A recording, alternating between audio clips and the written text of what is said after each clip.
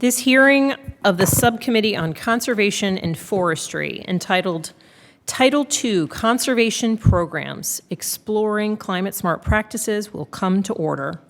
Welcome and thank you for joining today's hearing.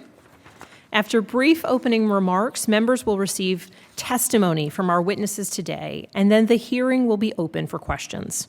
Members will be recognized in order of seniority, alternating between majority and minority members, and in the order of arrival for those members who have joined us after the hearing was called to order. When you are recognized, you will be asked to unmute your microphone, and you will have 5 minutes to ask your questions or make a comment. If you are not speaking, I ask that you remain muted in order to minimize background noise. In order to get in as many questions as possible, the timer will stay consistently visible on your screen. In consultation with the ranking member and pursuant to Rule 11E, I want to make members of the subcommittee aware that other members of the full committee may join us today. I am excited to be here today for our first hearing of the Subcommittee on Conservation and Forestry in the 117th Congress, and for the opportunity to work alongside my colleague, Ranking Member Doug Lamalfa, and the rest of the esteemed members of this subcommittee. In addition to increasing farm productivity and profitability, conservation agriculture holds enormous potential in our efforts to combat the climate crisis, both through increased soil carbon sequestration and reduced greenhouse gas emissions. As we look to scale the adoption of conservation practices, there is perhaps no greater tool available than the Farm Bill's conservation programs. Title II programs provide much-needed technical and financial assistance to encourage the adoption of cover crops, reduced and no-till management systems, and prescribed grazing systems, among many other climate-smart practices. As we have seen firsthand, these programs are working well in Central Virginia. Studies show that these programs are effective. Not only do they facilitate greater adoption of conservation practices, but they also make it more likely that farmers will keep implementing these practices in the long term, to the benefit of our climate, clean water, and the health of our rural communities. What's more is these investments are paying dividends to farmers' bottom line. When farmers participate in these voluntary conservation programs, they do not only reduce carbon dioxide emissions in the environment by sequestering carbon through healthier soils, but they also improve crop quantity, yield, and profit margins. Put simply, any investment Congress makes in Title II programs are an investment in the long-term economic success of rural America and America's farmers. In recent years, USDA has developed new tools that make it easier than ever to consider climate mitigation benefits during the conservation planning process. And thanks to USDA's publication of the Blue Book, we have technical guidelines and science-based methods to quantify emission sinks in agriculture. And likewise, the development of the Comet Farm online tool has made it possible to assess a farm's carbon footprint and see how alternative voluntary management projects and practices could achieve greenhouse gas reductions. These tools are exciting ways to maximize climate benefits while also making things easier for farmers. And as these tools are refined, I'm hopeful that they will strengthen conservation programs and maximize the benefits delivered to farmers. In this spirit, I worked across the aisle to introduce the Growing Climate Solutions Act on Earth Day this year. This legislation would create a certification program at the U.S. Department of Agriculture to help solve technical entry barriers that prevent farm and forest landowner participation in carbon credit markets. This bill is almost universally endorsed by national farmer organizations like the American Farm Bureau Federation, the National Farmers Union, while also gaining support from large environmental groups like the Environmental Defense Fund and the National Wildlife Federation, and corporations like McDonald's, Bayer, and Microsoft. This legislation has built a broad coalition because it empowers farmers to continue climate-friendly conservation practices. It helps farmers unlock unlock new revenue streams through private carbon markets, and it empowers the USDA to further develop tools that empower climate-friendly conservation practices. I'm excited to hear from our witnesses today on their experiences utilizing these practices and the role that the Farm Bill's programs play in facilitating their adoption. And while we've made great progress in developing the science and the tools that let us better quantify the climate benefits of conservation, I also hope to hear today if there are areas where further research or support may be needed. With that, I'd like to recognize the ranking member, Congressman Doug Lamalfa, for any opening remarks. Well, good morning, everyone, and thank you, Chair Spanberger, for convening the hearing today and for our panelists that will be speaking with us. The 2018 Farm Bill offered important environmental and resource benefits through USDA's suite of voluntary incentive-based conservation programs. The conservation title provides an estimated $6 billion per year to farmers, ranchers, and forest landowners for the implementation of practices that truly do work. Through these voluntary programs, producers can improve soil health and water quality, better manage their lands, and incorporate innovations like increased energy-efficient farming practices. Our conservation delivery system is a proven model that leverages significant funding as a win-win for both producers and the environmental needs. Because of its effectiveness, Nrcs conservation programs have been in the spotlight in recent years and become a staple in ongoing climate discussions. While these programs generate countless on-farm benefits, they also directly result in carbon sequestration. As we continue to dwell on climate-related policy, voluntary conservation does have an important role to continue to play. I think it's very important to recognize the great conservation work farmers and ranchers and foresters are already doing each and every day, and they don't always get credit for what's been done in the past before this became such a hot topic. Despite the calls from some climate alarmists, the U.S. is already making great progress towards meeting carbon reduction goals. The U.S. generates less than 15% of the world's anthropogenic carbon emissions. That number is continuing to decline in the coming decades. Currently, U.S. farm productivity and management practices have increased dramatically over the past 70 years.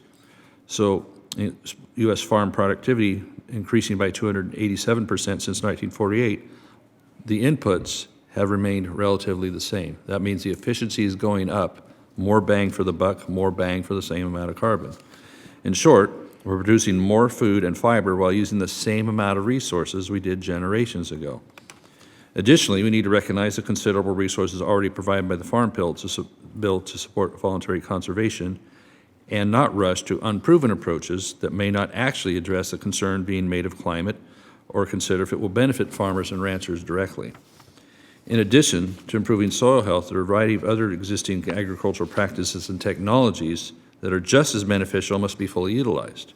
This includes increasing the deployment of precision agriculture to help produce over-fertilization and runoff, and adoption of technologies such as anaerobic digesters that convert livestock-generated methane to renewable natural gas. Incorporating new technologies and innovative practices will reduce emissions, improve water and air quality, and provide new revenue for farmers and ranchers in the process. No singular solution will be appropriate to each crop, each cropping system, or region. Opportunities in ag extend beyond soil health and cover crops. What works for corn in Iowa will not necessarily work for wheat out in the West, or rice in the Mississippi Delta, or rice in Northern California. We need to resist turning the Farm Bill conservation title into the climate title. We cannot allow one natural resource concern to completely overshadow all others. These programs must continue to be voluntary, which means we must offer practices that provide farmers choices. Although forests are not the focus of today's hearing necessarily, they must be part of the conversation. Our forests are natural carbon sinks and hold great potential for reducing emitted carbon and sequestering it. For example, any finished wood product stores carbon indefinitely. By improving forest health and actively managing our forests, we can encourage healthier lands, prevent potential fires, and the millions of acres of destruction we see so much of these days, as well as the release of more carbon dioxide than all of California's power. So during a recent House Appropriations Committee hearing, U.S. Forest Service Chief Vicki Christensen mentioned our forests are sequestering 14% of all U.S. carbon emissions. That number could be nearly doubled to 20 to 28% through more reforestation and restoration, greater forest resiliency, and the use of more forest products which store carbon. But we must not be hamstrung from actually getting out there and doing the work. With that in mind, as we talk about climate and reducing carbon dioxide, I believe we must take a hard look at how we manage our forests and how we address the wildfire crisis and the huge costs via budget or to our landscape. 2020 was the most devastating fire year we have on record. That includes especially significant fires in my home state of California. We must do more to prevent small fires from unnecessarily becoming huge mega fires that release enormous amounts of otherwise stored carbon dioxide. Addressing wildfires is a crisis and an emergency we no longer ignore or continue to kick the can down the road.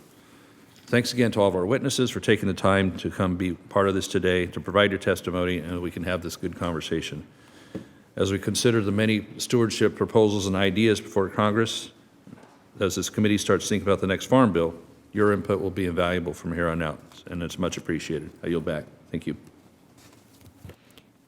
Thank you very much, Ranking Member Lamalfa. Your comments made me think of something that a constituent producer said, which is farmers are the original conservationists. The chair would request that other members submit their opening statements for the record so witnesses may begin their testimony and to ensure that there is ample time for our questions. I'm pleased to welcome such a distinguished panel of witnesses to our hearing today. Our witnesses bring to our hearing a wide range of experience and expertise, and I thank you all for joining us. Our first witness today is Mr. Charles Isbell Jr. Mr. Isbell raises livestock on his family's 340-acre farm, Keenbell Farm, in Rockville, Virginia, not too far from the district I represent. The farm specializes in grass-fed beef, pork, poultry, turkey, eggs, and specialty grains, using intense rotational management, precision agriculture, and conservation practices like cover cropping. He was named the 2020 Virginia Farmer of the Year. He's a founding member of the Common Grain Alliance and a member of the Virginia Association of Biological Farming, as well as the Virginia Farm Bureau Young Farmers Program. Our next witness today is Ms. Kimberly Ratcliffe. Ms. Ratcliffe manages Caney Creek Ranch, a diversified ranch in East Central Texas that was started by her parents. She has worked on the ranch since 2007 and also owns Farm to Freezer Beef, a family-run business that offers fresh beef direct from East Texas ranches. In 2008, Kimberly helped found 100 Ranchers, which is an organization comprised of minority farmers and ranchers in Texas to promote agriculture at the local level. And last year, Ms. Ratcliffe was appointed to serve on the USDA Advisory Committee on Minority Farmers. Our third witness today is Dr. Keith Paustian. Dr. Paustian serves as the University Distinguished Professor in the Department of Soil and Crop Sciences and Senior Research Scientist at the National Resource Ecology Laboratory at Colorado State University. A major focus of his work involves modeling, field measurement, and development of assessment tools for soil carbon sequestration and greenhouse gas emissions from soils. Dr. Paustian assisted with the development of the Comet Farm tool used by USDA and the development of models and methodology used to estimate the U.S. greenhouse gas emissions reported annually by the EPA. Our fourth and final witness today is Mr. James Johansen. Mr. Johansen has been serving as president of the California Farm Bureau since 2017. He serves on the American Farm Bureau Federation Board of Directors, and previously he served as the chairman of the California Young Farmers and Ranchers State Committee. Mr. Johansen is a farmer himself, growing olives and citrus fruit in Oroville, California. Welcome to all of our witnesses today, and we will now proceed with hearing your testimony. You will each have 5 minutes, and there should be a timer visible on your screen that will count down to 0, at which point your time has expired. Mr. Isbell, please begin with your opening statement whenever you are ready. Thank you. Madam Chair, members of the committee, I thank you for allowing me the opportunity to testify here today. I'm a third-generation farmer, co-owner of Keenbell Farm located in Hanover County and resident of Virginia's 1st District.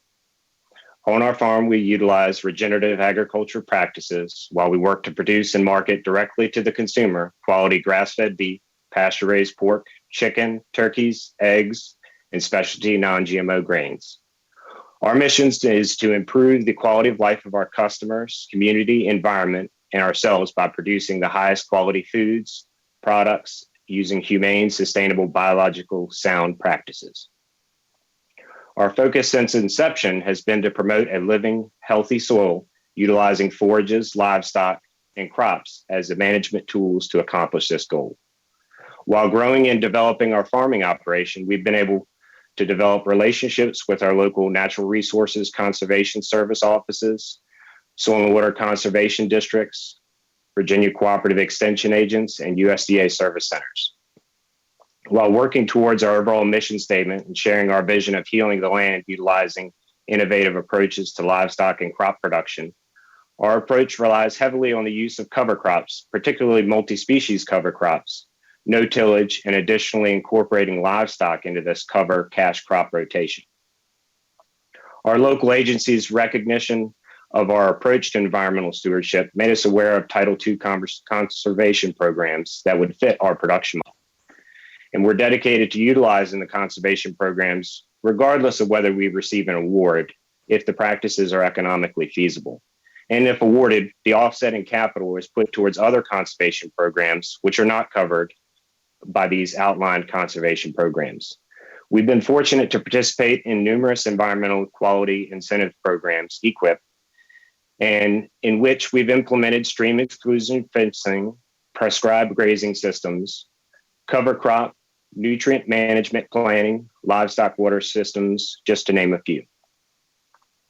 Environmental stewardship is a foundational value of our farm and one key factor when we evaluate management decisions in our operation. Being that our farm's in the Chesapeake Bay watershed, we made the decision to install exclusion fencing to keep livestock out of lakes and streams on the farm. The fencing was installed with twice the minimum buffer to provide additional filter support and stimulate wildlife refuge areas. As part of our conservation efforts, we practice intense rotational management of all of our livestock species we raise. Most are moved daily, but at a minimum every 3 days. This rotation allows for natural distribution of manure, preventing the buildup and potential runoff of nutrients. And this rotational management system, combined with the exclusion from our lake and streams, required the installation of over 12,000 feet of underground water lines and 40,000 feet of fence lines. We utilize precision agriculture with grid sample and variable rate fertility application. And in addition, we utilize multi-species cover crops, both to sustain a living cover in the traditional sense, but also as a key component of our crop production cycle that's virtually eliminated the need for chemical applications. Our structured management of livestock and cover crops have allowed for almost doubling of the soil organic matter, which reduces erosion, increases nutrient holding capacities, and reducing runoff. Conversion of cropland formerly under conventionally management system was a hurdle to work through as we grew. Time and management has allowed for the simulation of soil biology and building of soil organic matter and health. This continues to be our focus in current managed land as we take on new land and expanding our operation. While implementing this approach to livestock and crop production with the assistance of Title II conservation programs, we've seen substantial benefits from the implementation of these practices. We've eliminated erosion, doubled our soil's organic matter, improved our forage and crop quality. We've confirmed these improvements with both anecdotal observation and empirical scientific data. Although the benefits from Title II conservation programs are great in number, the implementation of these programs could be improved. As with most programs relying on budgetary allocations, there are many more dollars applied to than funding provides. Focus needs to be directed to allow for a greater access to these programs and assistance provided to ensure continuation of these conservation practices when funding is not available. As producers, we see the financial and physical benefits of conservation, but they will be more prone to continuing previously awarded practices with this focus. Barriers to greater adoption of these programs and practices include limited staffing at Nrcs service centers, limited access to the offices themselves, excessive paperwork for application, capital cost requirement upfront of the producer, and program requirements sometimes can be too restrictive in today's environmental conditions, which sometimes eliminate their eligibility due to inability to comply with outlined timeframes. and it doesn't allow for some of the newer dynamic regenerative agriculture practices to be implemented with the same. But with these problems, I also provide recommendations that would assist in improving the implementation and adoption of these conservation programs and practices. Support continued increased funding allocation for Title II programs with a directed focus of continued outreach, post-producer funding to encourage the continuation of conservation practices. For example, after program awarded, providing the technical assistance to assist the producer in understanding both the environmental and financial benefits from the awarded program. This additional support will give confidence to producers to continue conservation efforts beyond the program award once the operational benefits can be identified. Conversion of the NRCS brick and mortar paper application process to a more computer-based system with remote accessibility. Understandable that some efforts have been placed with the pandemic to do so, but still as a producer, I have to go in person to file for crop reporting, most recent, the CFAP applications and the like. If a farmer had a web portal with all the farms associated to them, they could apply, file for cover crop reporting, publish yield data without the need for the infrastructure to house the current paper system. We should provide NRCS agents with the tools, technology, and flexibility to spend more time out in the field with producers. This will allow them to make more contact and hopefully convey the benefits of these conservation programs for continued use. Some of the program restrictions, they require producers to provide all upfront payment to implement these programs with the hope of reimbursement at a later date, as long as complying with the defined requirements of the program. If we allowed for upfront funding at the time of award, we may see more adoption of these conservation programs. Lastly, I would recommend for allowing more flexibility within the program guidelines to better reflect the changes in climate, environmental events, and modern regenerative agriculture practices to be more compliant and more allow for greater adoption of these practices. By working together through the implementation of conservation and regenerative agriculture practices, we can heal the soil that feeds the plants, which in turn feeds all of us. I want to thank you for allowing me the opportunity to testify, and I'm happy to answer any questions you may have. Thank you very much for your opening statement, Mr. Isbell. Ms. Ratcliffe, please begin whenever you are ready. Chairwoman Spanberger, Ranking Member Lamalfa, members of the committee, thank you for this opportunity to speak on behalf of Caney Creek Ranch. After leaving a New York City financial information firm in 2007, I returned to Caney Creek Ranch, my family operation in Oakwood, a small town in central East Texas. Our family-owned ranch was established in 2002 by my parents, Wesley and Marie Ratcliffe. I managed a daily operation where we produce Charbet cattle, which bulls, replacement heifers, semen, embryos are sold across the world. Working with my father and brother, I am leading our family business into the future, developing new line of businesses, using best practices on the ranch to increase resilience and efficiency, and strongly contributing to the success of our entire community. I am one of the founders of the 100 Ranchers, a community-based organization supporting minority producers across the country. It has introduced me to a number of producers who have shared their personal stories about their journey into agriculture and many important conservation lessons I have learned. A friend of mine, a third-generation rancher from North Carolina, shared with me the importance of keeping forests as forests and passing on the responsibility to future generations. A friend of mine, a third-generation family, started in 1916, where his grandfather purchased 38 acres for $864. As he described, this was a great feat for a man, but particularly for an African American. Initially, the focus was to clear the land, but as the old saying goes, money does not grow on trees. But today, the story is different. Organizations like Sustainable Forestry for African American Land Retention Projects, where I serve on the Prairie View A&M local chapter board, are working with small landowners to introduce them to sustainable forestry as a tool to increase family income and land value. This includes Silver Pasture, a management system that integrates trees with forage and livestock production. Silver Pasture system optimizes three components: forage, livestock, and ecosystem.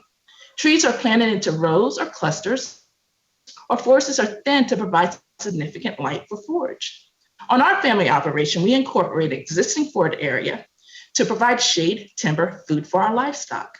The carbon captured in the soil and the trees more than makes up for the greenhouse gases that ruminants emit through belch and gas. The silver pasture system increases our productions of meat and milk, in part because the shade of the trees reduces stress on the livestock. The trees also provide a haven for wildlife habitat. The additional trees has brought about an increase in number of quail, deer, turkey that inhabit our farm. The trees also act as a buffer, preventing harmful nutrients from entering a nearby water source. We also practice rotational grazing, allowing our pastures to rest and recover and soil health to improve. We were introduced to many conservation plans, including rotational grazing, when we started working with USDA Natural Resource Conservation Service. We learned how to improve efficiency of our pasture, about cross-fencing, as well as about programs after working with Nrcs to develop a conservation plan. Conservation plan is free. It is often the introduction to Nrcs cost-sharing programs like EQIP, Environmental Quality Incentive Program, like Conservation Stewardship Program, Conservation Reserve Program. These programs support voluntary conservation efforts with landowners in the United States, helping direct owners to practice benefits of environment. Unfortunately, participation rate of conservation plans and cost-sharing programs are low among small landowners. Minority landowners are even lower rates of participation, have fewer acres enrolled, are less likely to afford cost share requirements, and less satisfied with the program. To close this gap, there needs to be a new approach to encourage program participation by small landowners in general, but especially minority landowners. Peer-to-peer education about proper management is essential to achieve conservation goals. This is why it's important to support organizations like the Texas Agricultural Land Trust, the National Grazing Land Coalition, and the Sustainable Forestry for African American Retention Project to provide resources and technical support to producers on the ground. While there are a number of wonderful programs in NRCS, it's important for us to remember our work is not complete. For the past 60 years, agriculture industries admittedly focus on treating climate system with practices and inputs rather than addressing the problem with science-based holistic principle. Innovative producers today understand that we do not solve ecological problems by implementing old practices. Rather, we implement best practices that we know work based on science and explore new ways of working. It begins with maintaining a solid foundation with a healthy soil that helps money grow on trees. We need investment in capital to engage in best practices. We need education. We need access to market. We need partnerships to ensure that we all benefit from opportunities for my industry. Specifically, minority producers address climate change to ensure food security and diversity of our networks of producers. I appreciate you allowing me to submit this hearing. Thank you. Thank you so very much, Ms. Ratcliffe, for your testimony today. And Dr. Paustian, please begin whenever you are ready. Chairwoman Spanberger, Ranking Member Lamalfa, and committee members, my name is Dr. Keith Paustian. I'm a professor at Colorado State University. I do research and teaching on soils, agriculture, and climate. Thank you for allowing me the opportunity to speak at your hearing today. Agriculture, both in the U.S. and globally, is facing several challenges while being called upon to deliver more and more products and services to an increasing global population. Agriculture is a significant source of greenhouse gases, accounting for about 10% of total U.S. emissions and 14% of global emissions. However, agricultural soils can also be a carbon sink, removing carbon dioxide from the atmosphere and converting it into soil organic matter that improves soil fertility and soil health. The key determinants for sequestering carbon and improving soil health are the agronomic practices employed by the farmer. Past management practices have, over time, significantly depleted soil carbon stocks on our agricultural lands. However, we can reverse much of these historic losses by adopting a variety of conservation practices, including reduced and no-tillage, cover crops, more diverse crop rotations, and other practices. In addition to sequestering carbon, many of these practices help to tighten up nutrient cycles, reducing nutrient losses that contaminate ground and surface waters. Also, soils rich in organic matter are more resilient to flooding and drought conditions. So while these agricultural practices, these conservation practices seeing increased use, there's massive room for additional adoption. For example, cover crops are currently planted on about less than 5% of our annual cropland. USDA programs such as EQIP, Conservation Stewardship Program, and others have been key to encouraging producers to adopt conservation practices across the country. Although many of these practices can pay for themselves in the long run by improving soil function and crop yields, there are numerous barriers to adoption. Farming is inherently risky and farmers tend to be risk averse.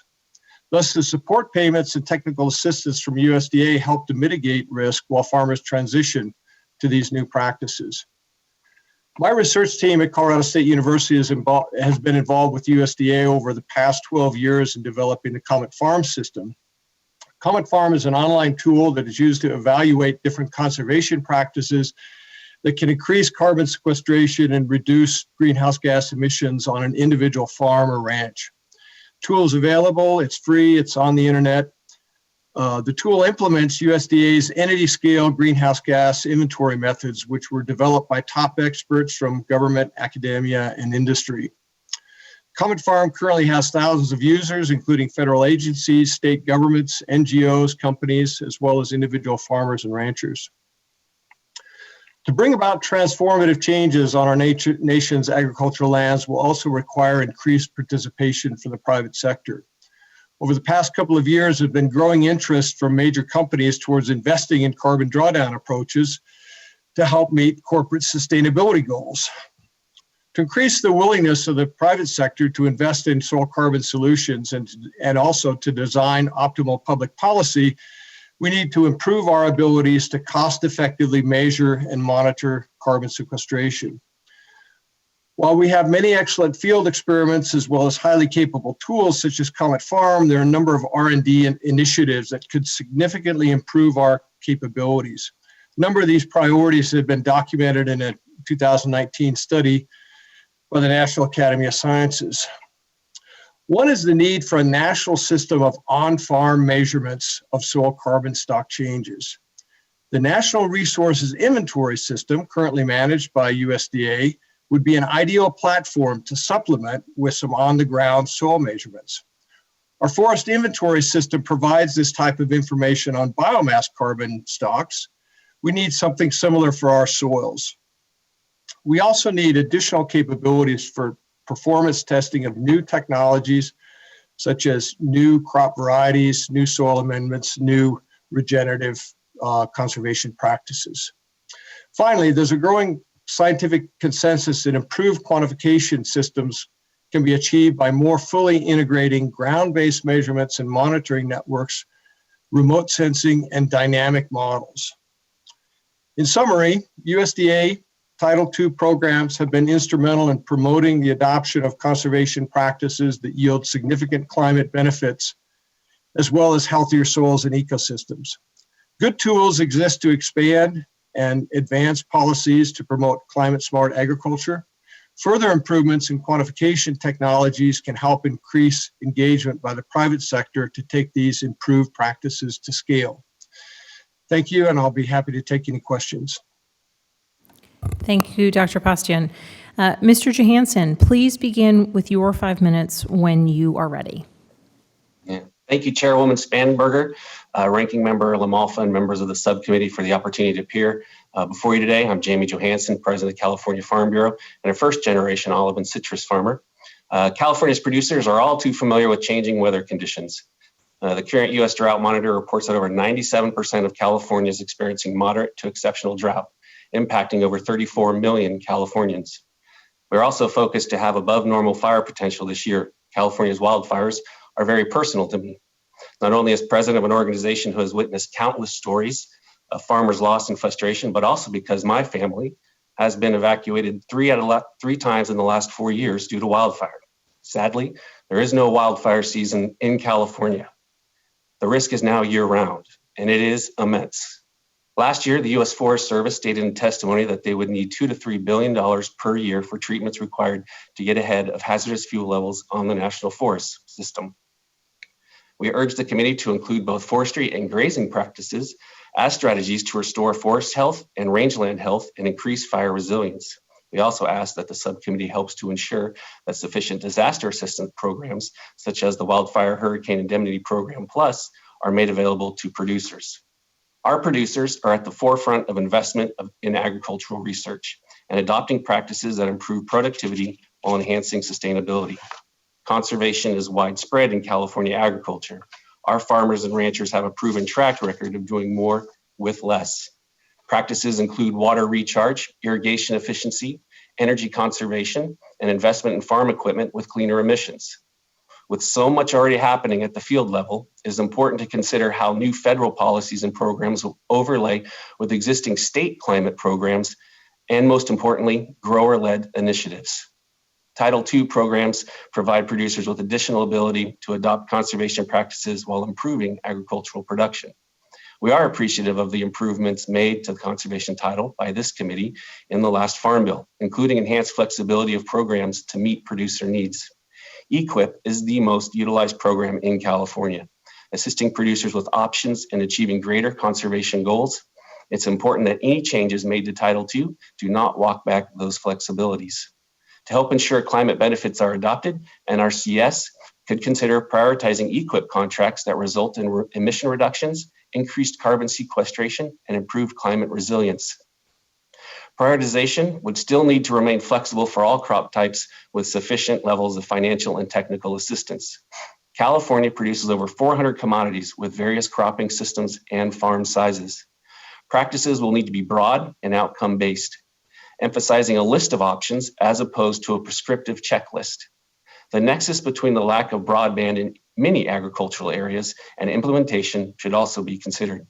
We also urge the committee to consider adding feed, genetics, and nutrition management as eligible practices within the Conservation Innovation Grant Program to provide additional opportunities for farmers to test the newest technologies and evaluate their impact within their operation. While trials around feed additives and genetics are not explicitly excluded, it is also not clear that they are included. We're also very supportive of the Regional Conservation Partnership Program, which offers producers the opportunity to work collaboratively with Nrcs and other conservation partners. We supported the change in the 2018 Farm Bill that reconfigured RCPP as a standalone program. And we are currently an RCPP partner working collaboratively on tricolored blackbird nesting colonies with many of our dairy farms in the Central Valley. Regardless of programs or practice, financial and technical assistance must be consistent, sustainable and long-term if our expectations of producers are also long-term. We must also consider the indirect pressure this may place on important CCC-funded programs.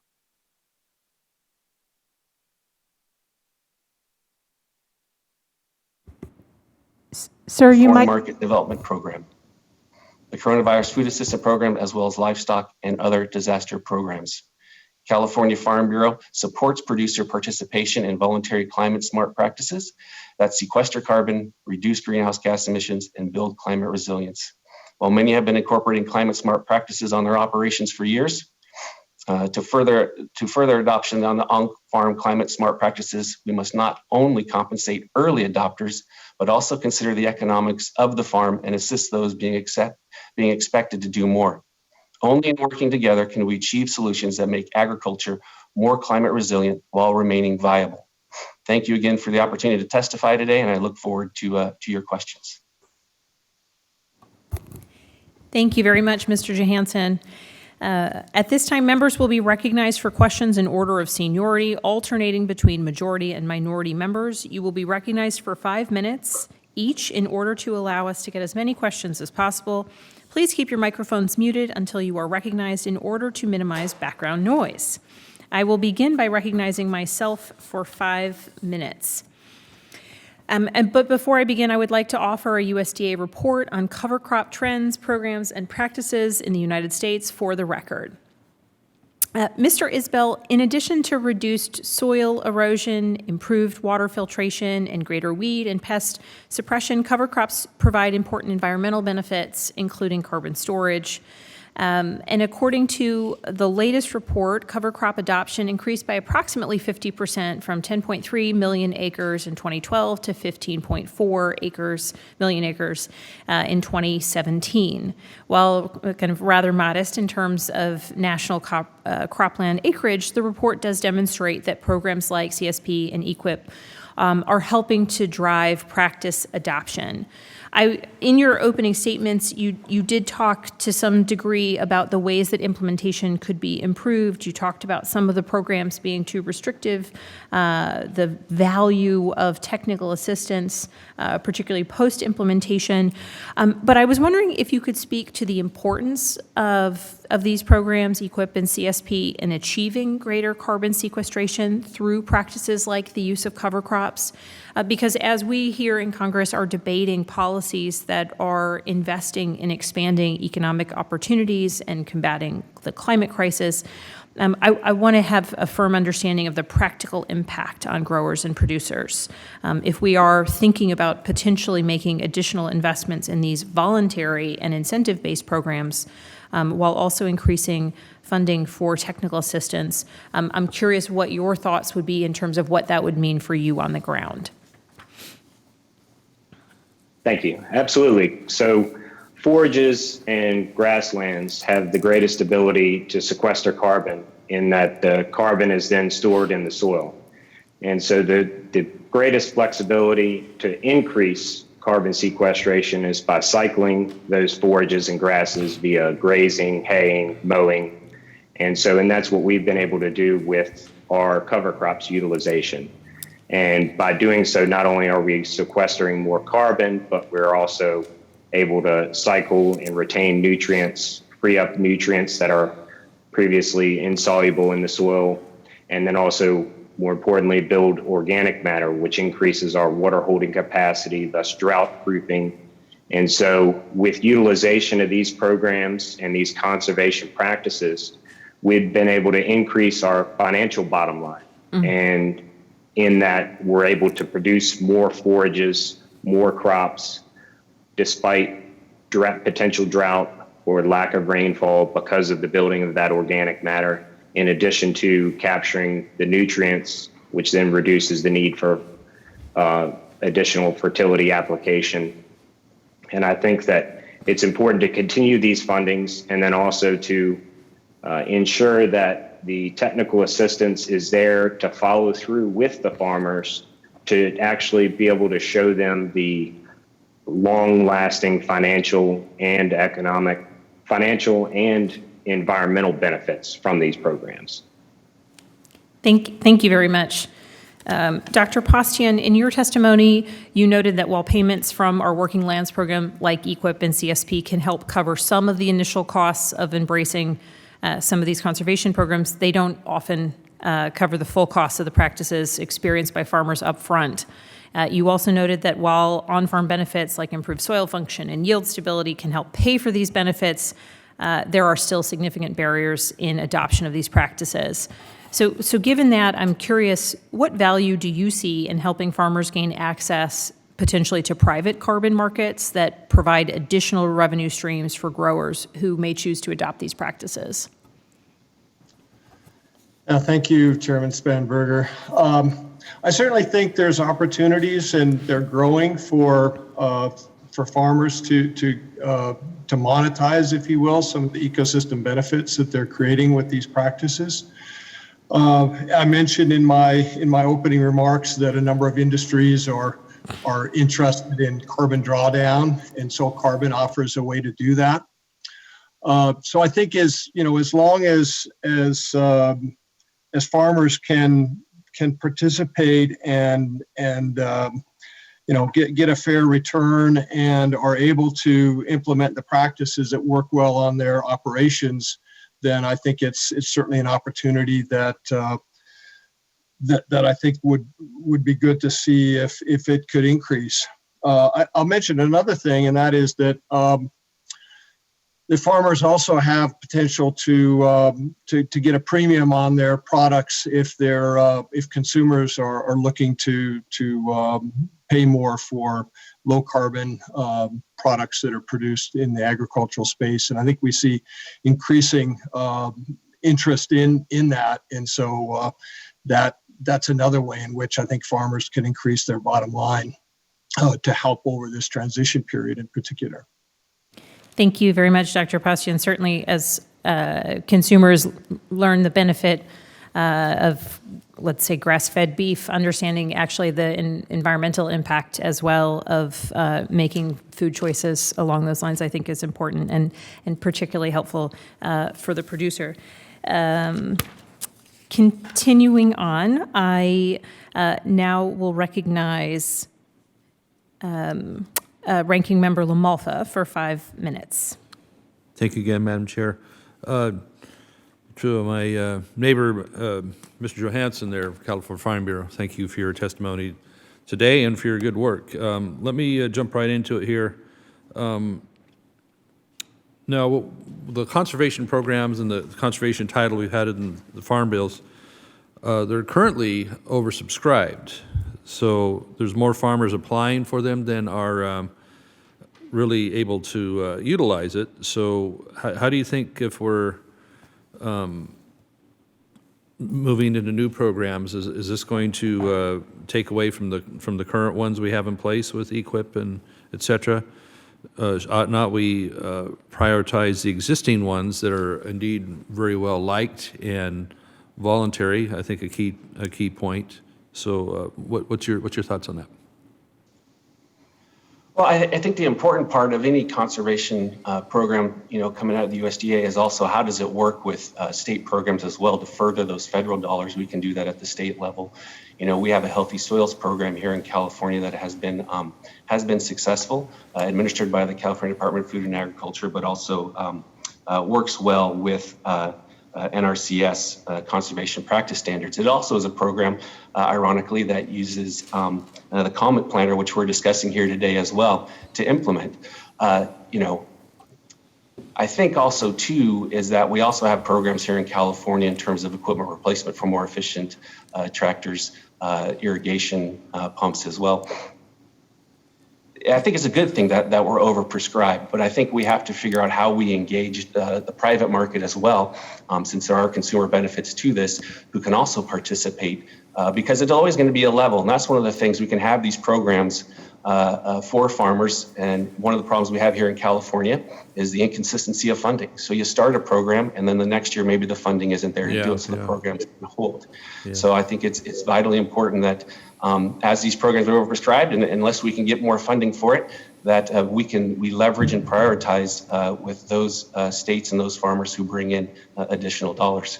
Well, that'll look like we'll have to either boost funding on the current programs and discover new funding for a new direction, or we're going to see these current programs perhaps be reduced in order to go in a new direction. That's my concern on that. Mr. Johansen, also please, we had some very compelling testimony by our neighbor, great guy, Dave Daly, in Resources Subcommittee last week on the fire situation, up there in East Butte County, but one that's kind of a microcosm of much fire all around the country. What do you see we should be doing to further prioritize on our forest management? As you mentioned, your own area being evacuated, and then the litigation that seems to bog down, as I kind of alluded to in my opening statement, that bogs down any management or salvage operations need to be done for making forests healthy and good carbon grabbers, so to speak. Yeah. Dr. Daly, a tragic story. I would encourage everyone to look him up and his story, the generations that he spent up there in the Plumas National Forest. Now will be probably multiple generations before it's returned to normal. But we're seeing that in California, as we saw 4 million acres burned in California. Believe it or not, that is well, it's a record in the modern time. In the early 1900s, it wasn't unusual for 8 to 9 million acres to burn at a time in California. As we say, California is either underwater or it's on fire. And how do we appropriately deal with these natural disasters? And it's about management. And we have great resources in California. Whether it is our soils that produce 400 different commodities or our forests that at one time really fueled rural California, particularly in the Redwood Coast, where I grew up in Humboldt County, working summers at the Pacific Lumber Company, but it's changed. And with any amount of resources that we have, and if we define what a resource is, that which is to be used for economic gain or in time of need, that is what we have in California, a lot of resources. However, we haven't properly managed it. So the opposite of what happens with the resource, we've proven has become a liability. And the same also goes with the recent drought declaration so soon after the last emergency drought declaration that we had in California. How do we manage our water as well? As we know, the temperatures are changing. Lake Oroville, Headwaters State Water Project is 4 miles as a crow flies from my farm, is dependent on snow. And Lake Shasta, which is the Central Valley project, the federal project, it is dependent on rain for the most part. But we know that the snowpack, which this year we saw 500,000 extra acres disappear because the snow didn't make its way down the mountain. So we have to adapt to either expand our dams in those high runoff periods, or also another important part that we're discovering is groundwater recharge.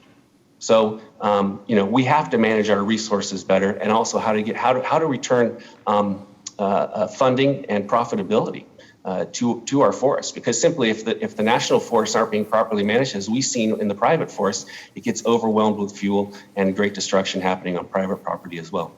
Yeah, great point on that at the end there with people around here don't understand why we have the funds like secure rural schools that make up for the forestry that used to cause timber receipts to help keep local schools and local county roads up. That was the impetus for that. So without the forest industry, and instead we get millions of acres of fire with this lack of management. So I appreciate that testimony, and I will yield back. Thank you, Madam Chair.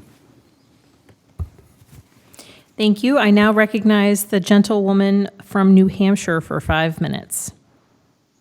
Thank you, Madam Chair. I appreciate the opportunity and I appreciate this committee. It's great to be back on the Ag Committee and Conservation Forest Subcommittee this Congress.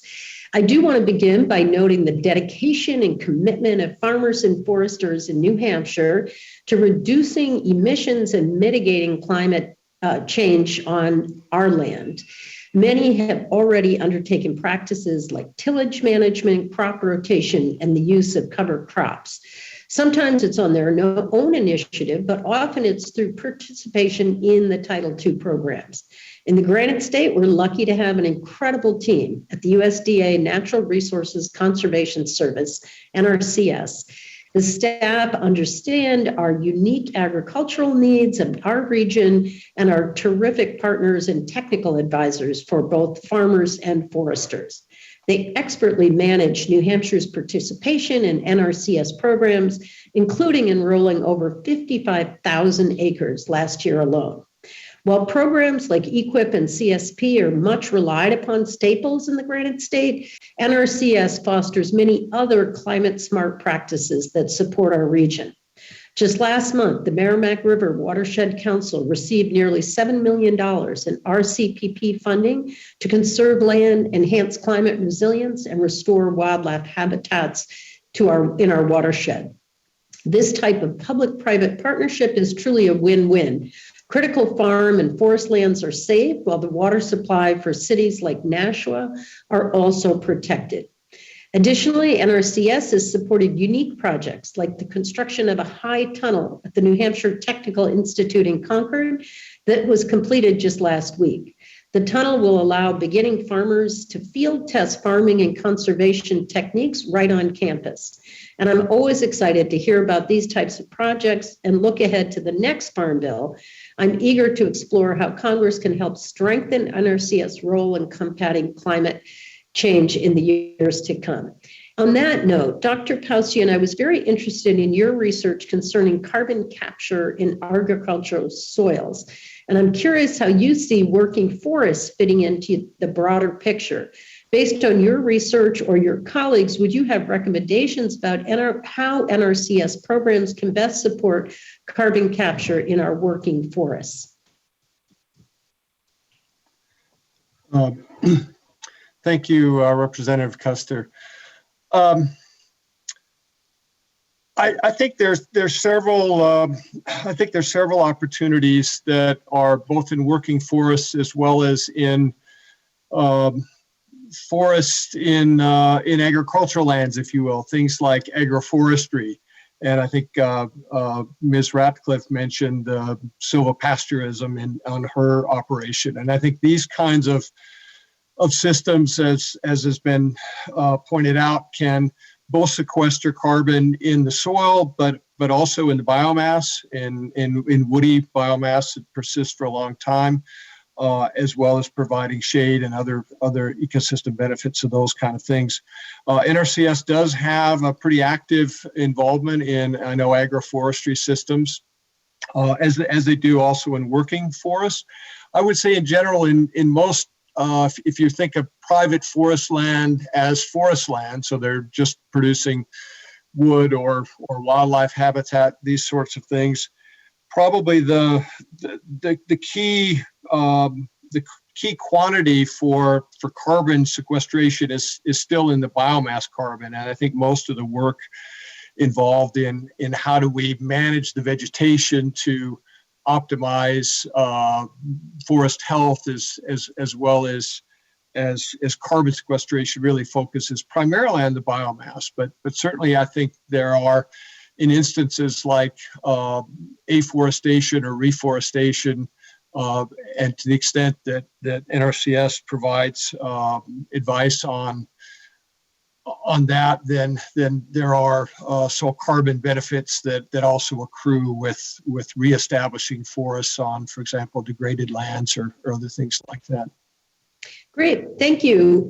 Just quickly, Mr. Isbell, I'm glad to hear of your work that you're doing and appreciate your collaboration with groups like 4-H. Briefly, could you tell us more about encouraging farmers, including young and beginning farmers, to adopt good conservation practices? And I apologize, my time is almost up. Thank you, Representative Custer. We do a lot of outreach, and I think that within the farming community, farmers are rather slow to adopt new practices.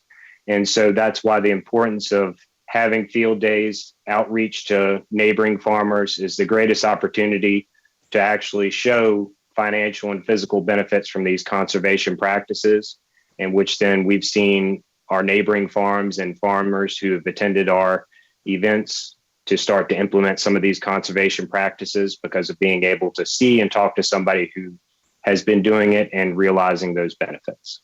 Great. Well, thank you so much. And with that, I yield back. Thank you. I now recognize the gentleman from Georgia for 5 minutes, Mr. Allen. Thank you, Madam Chairman, and thank you to our witnesses for being here today. To all of our witnesses, I'd like to say thank you for offering your time and expertise, particularly those of you that are our farmers and ranchers, because I know this is a busy time of year. Climate change is clearly the topic of this Congress, as we've already had innumerable briefings, member meetings, hearings, and proposed legislation over the past year or so to address it. However, when I'm in the district, this is not an issue that I hear frequently about. As a matter of fact, it wouldn't even make the top 10. What my constituents are more concerned about, particularly in agriculture, is labor. I've spent the last several weeks in the district meeting and communicating with constituents, and I'll tell you, they got a lot of concerns. In fact, right now, I understand in Atlanta, Georgia, there is no gas. Already lines, there's pipelines down. We got a war on fossil fuels, and it is, chaos everywhere at the border, in major cities. A lot of things that we need to be addressing, but certainly none more important than agriculture, because if certain people get control of this country, I believe climate change is going to exceed starvation. And that's what we're talking about here, is the food needs of the country.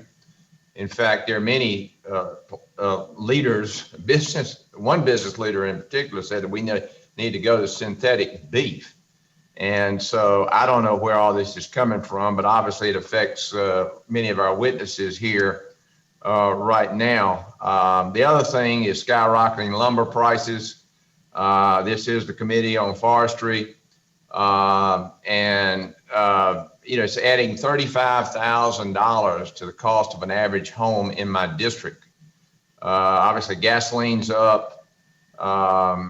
Food prices are skyrocketing. Folks, we need to get to work on these issues that are affecting the American people. And we got to do it quick. The best conservationists in the world are our farmers, and what we've done from a technological standpoint is amazing. And certainly we want this Congress to help with these conservation issues, but at the same time, it does not need to be top down, one size fits all by a bunch of intellectuals in Washington, D.C. It needs to be bottom up, as the testimony from Ms. Ratcliffe on the practices she's put into place, which I thought I was very impressed with, to be successful and to sell some of the finest beef I would propose in this country. As far as the academic study called the World Market Conditions Success suggests set-aside is not an effective foreign policy for corn and soybeans, argues that set-aside programs are not an effective foreign policy because it sends a market signal to our competitors to plant more. Dr.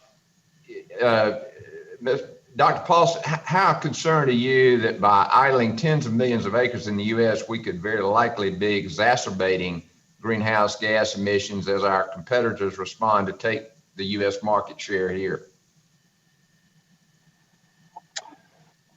Well, thank you, Representative Allen, for that question. I'm not an ag economist, but I've studied the question some. My understanding is that the things like the Conservation Reserve Program, as currently configured, is not leading to markedly increased commodity prices that would be a driver then of say agricultural expansion on forest lands in the tropic or something like that. That's certainly my understanding. Another thing I would point out about some interesting research going on now is also looking at even some of our most productive lands in the Midwest, for example, have areas within the field that are actually unprofitable. And so as farmers add seed and fertilizer, they actually, if you look at a detailed view of the field, they're in fact losing money year on and year out on particular areas within the fields. As we get these kinds of understandings of maximizing profitability and how farmers utilize the land, things like, for example, putting in perennial grasses and buffer strips within areas of the field that are not productive, can actually maintain production, but also improve the bottom line for farmers. So I think we have the opportunity to look at a more nuanced way going forward with some of the technologies we have now to obviously keep our agricultural production at the highest level in terms of quality products and enhancing farmers' income, but also maintaining protection for sensitive lands or lands that are not necessarily well suited for production. Well, thank you, sir. And unfortunately, I'm out of time. Madam Chair, I apologize, and I yield back. I now recognize the gentlewoman from Washington for 5 minutes. Thank you, Madam Chair, and thank you for convening this hearing. Thank you to our witnesses. First, just some comments. I'd like to speak about an issue of critical importance in Washington state, which is the status of the State Acres for Wildlife Enhancement, or the SAFE initiative. In Washington State, these state acres are particularly critical for two native birds. Sage grouse are currently state listed as threatened, and sharp-tailed grouse are state listed as endangered. And their population estimates in 2019 were only 676 and 834 individuals, respectively. Most of the habitat remaining to support prairie grouse in Washington State is on private lands. And the Conservation Reserve Program, CRP, and SAFE in particular, is really one of the only programs available to conserve this habitat and these acres at meaningful scale. Now, there's a cap on the number of acres of environmentally sensitive land that the CRP program will pay landowners to farm or not to farm per county. And SAFE acres used to be eligible for a waiver to exempt them from those acres, but because of provisions in the 2018 Farm Bill, that is no longer the case. So limiting the acreage that CRP will support by including SAFE lands in that overall number will remove financial incentives for farmers to conserve that land, and will have a devastating effect, not just on soil and water, but also on these wildlife resources like the threatened sage grouse and the sharp-tailed grouse on private lands. So should those SAFE acres remain ineligible for exemption, sage and sharp-tailed grouse conservation efforts could falter as nearly 50,000 acres of CRP land expire, and this could leave our farmers subject to violations for further endangering these birds. So I wanted to ask about reinstating these waivers. I'll be sending a letter to FSA Administrator Ducheneau asking about the best way to reestablish this waiver process, and I wanted to bring this to your attention. Now, I also want to touch on other conservation programs, including the EQIP program, which provides financial and technical assistance to agriculture producers looking to conserve natural resources on their farms and ranches. And through EQIP, the federal government provides producers with financial resources and one-on-one help to plan and implement conservation practices that can lead to cleaner water and air, healthier soil, and more resilient crops, all while improving agricultural productivity, as we've heard about already. EQIP works so well for the farmers and producers in my district, but I've recently heard of some concerns specifically about the reimbursement rates that NRCS uses being out of date and not really reflecting the true cost of the practices being implemented. This is especially true in urban or semi-urban areas where the costs are so much higher. So for example, an EQIP supported irrigation efficiency project in Pierce County, NRCS's reimbursement rate came back at only 31% of the total cost, forcing the local conservation district to pony up $89,000 to cover the shortfall. So I have a question for Mr. Johansen. You talked about the EQIP program and its importance in California. Have you come across similar issues with reimbursement rates in the Farm Bill conservation programs? And given this, how can we better incentivize climate smart ag practices? Well, certainly, like I mentioned in my opening statement, it is the most popular program in California, EQIP. Currently, we have around 1,200, I believe we have 1,400 different EQIP projects covering about 400,000 acres. The reimbursement rates are going to be, are always a question in terms of it makes sense, and it depends on what the time is. And right now, any type of irrigation adjustment, if you're going out trying to source any sort of irrigation, it just simply isn't there. I think Representative Allen had mentioned that we are in a scarcity time for whatever reason when it comes to either timber or also steel. So yeah, certainly that has to be taken into account. And that's something that in California, where it's extremely expensive to do business, as it turns out probably like Washington too, those rates can be, there can be an inequity in terms of the reimbursement rates. Thank you. I yield back the remainder of my time. Appreciate it. I now recognize the gentlewoman from Illinois for 5 minutes. Good afternoon. It's great to be on here. I'm a farmer, and we implement these practices on our farm, all of them. And we've had great success. But I do have a question for Mr. Johansen.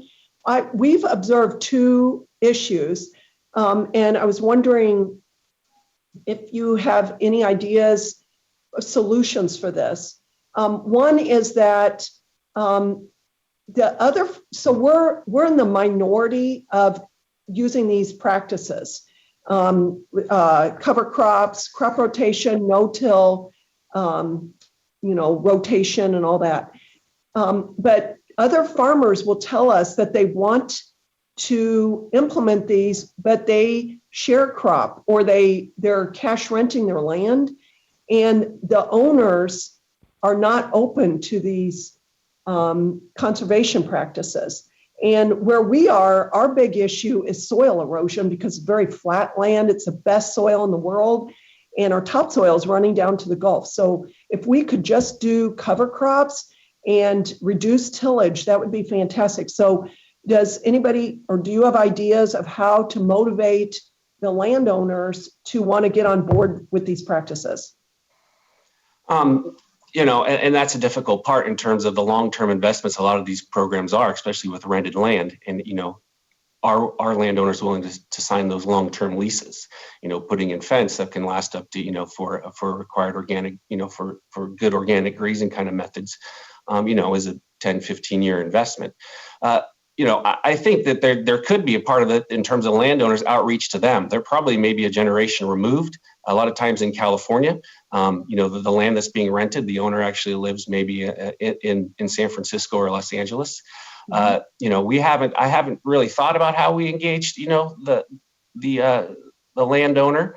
But certainly, I think it's an education part of it. But I would think that most landowners, I know as a first generation farmer, the first time I tried to go rent land, I lost to the guy who'd been farming for 40 years because the landowner was more assured that he knew the practices that would keep that land productive and keep it going.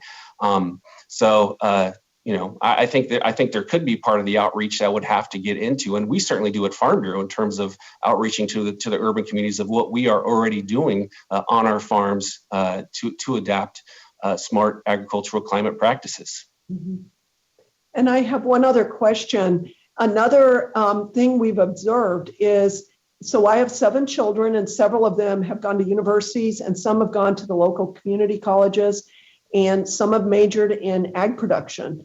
And our observation is that the community colleges seem to be slower about teaching these conservation practices than the universities. And I was wondering if you had any ideas for,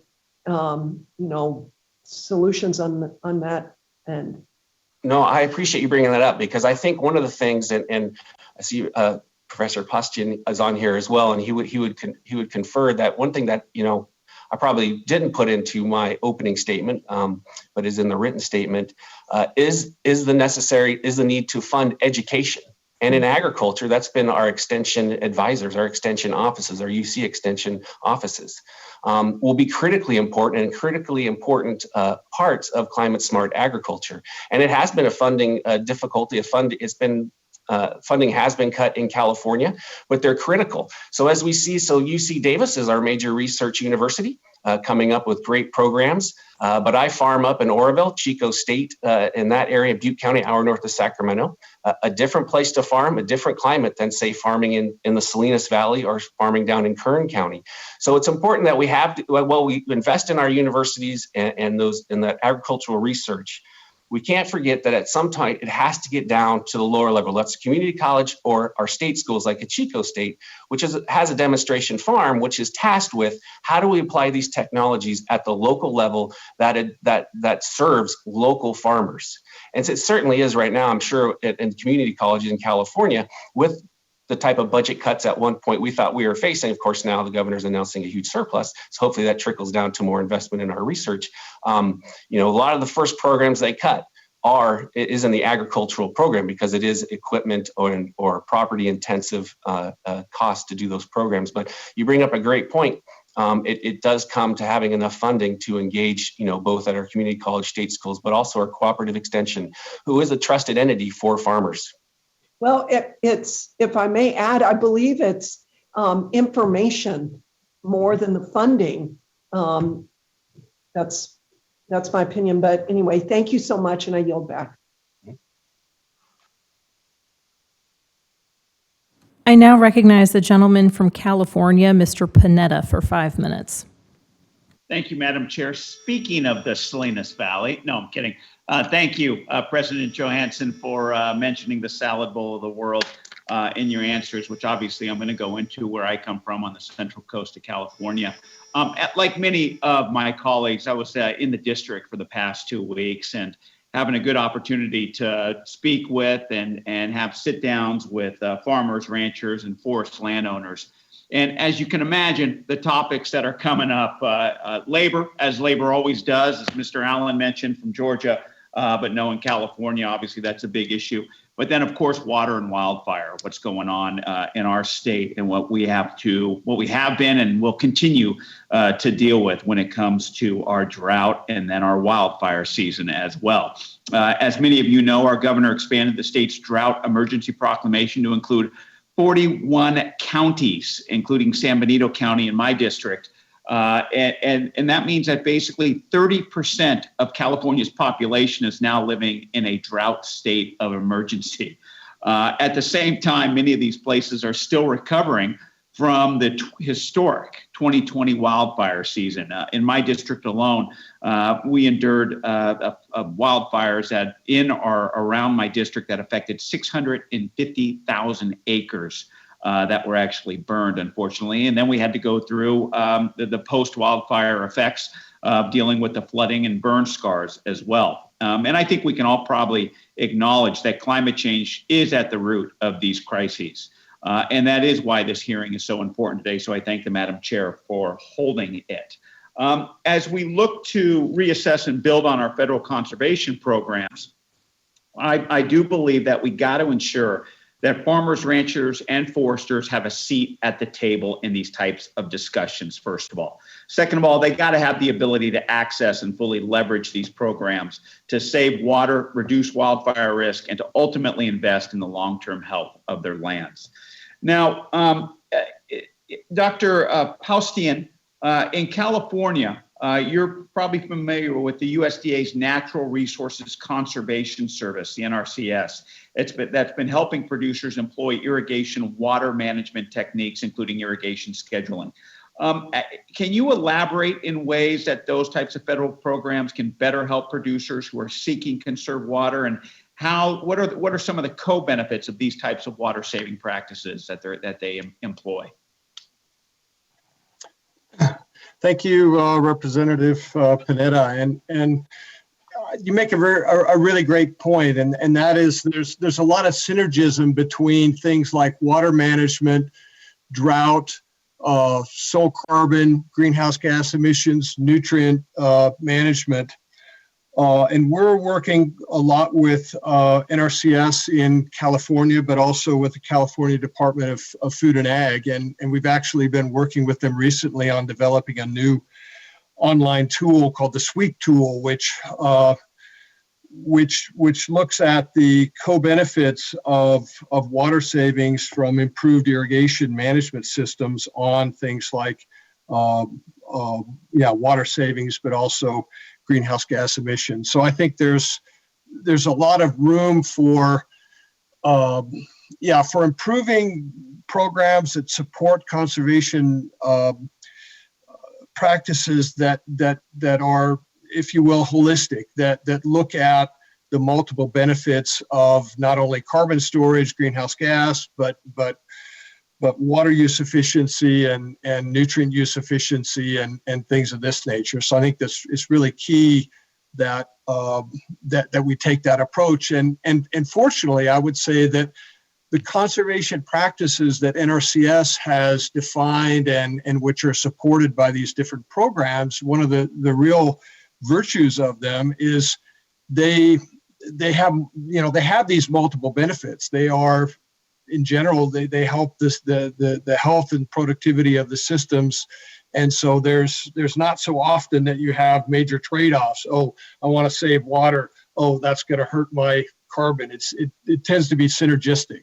Okay, and I appreciate that, and I agree. And look, I just want to follow up with real quickly on Ms. Miller's line of questioning about, I think we get the benefits of no-till farming and cover cropping, but man, in my district, we got specialty crops, and we don't have the water resources necessary to do that. So, I mean, can you assure us that the federal conservation programs can better take into consideration these realities of the differing crops throughout our nation? Well, yeah, I can't really speak for USDA, but certainly from a scientific standpoint, I think we understand that there's not a single solution that works everywhere, right? So we have to have not only programs, but also the scientific knowledge that's granular, that looks at the particular circumstances in a particular area, particular soil type, climate, growing system. And I think we can do that. And I think that's that needs to be perhaps emphasized more in policy, but I believe it is to a large extent. Thanks. Great. Thank you, Dr. Paustian. Thank you, Madam Chair. I yield back. The chair now recognizes the gentleman from South Dakota, Mr. Johansen, for 5 minutes. Thank you very much, Madam Chair. I appreciate it. I agree with so much of what my colleagues have said today.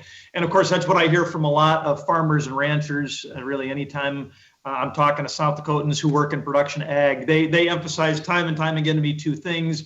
Number one, farmers and ranchers really are a part of the climate solution. And they have contributed so much to the progress we have already made as a country. And they have pride behind that.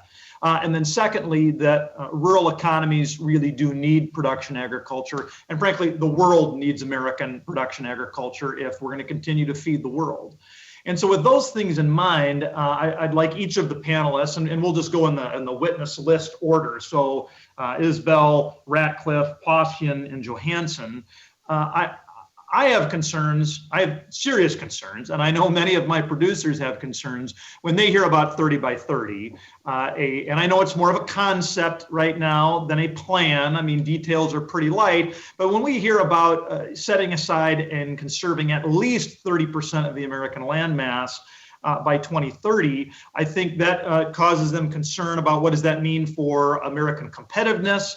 What does that mean for our push to feed the world? And what does that mean with regard to environmental stewardship? So could each of you comment about how you would prioritize these efforts with regard to whether or not we should be idling lands or whether or not we should be focusing on working lands conservation? And again, we'll start with Mr. Isbell. And if you could each keep your answers to between 40 and 60 seconds, I think that would be fair to the other witnesses. I want to make sure they have time to respond as well.